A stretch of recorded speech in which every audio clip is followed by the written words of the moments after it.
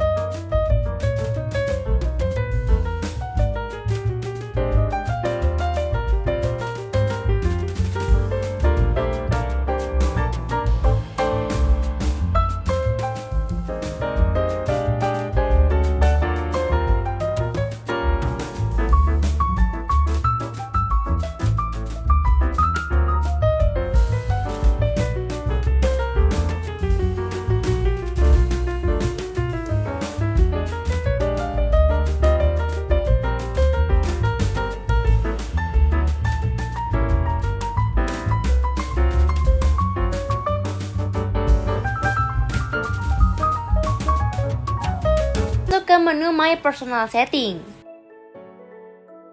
Anda dapat mengubah skin, warna skin, bahasa, jenis font, ukuran font, dan latar belakang sesuai dengan pilihan dan preferensi Anda. Dan tidak perlu khawatir, karena ini hanya akan mempengaruhi tampilan Anda, tidak akan mempengaruhi pengguna lain. Oke, terima kasih telah menonton video ini. Jangan lupa untuk subscribe, like, dan share video ini ke teman-teman Anda. Dan aktifkan lonceng notifikasi untuk menerima notifikasi setiap kami mengupload video terbaru ya. Sampai jumpa di video-video selanjutnya.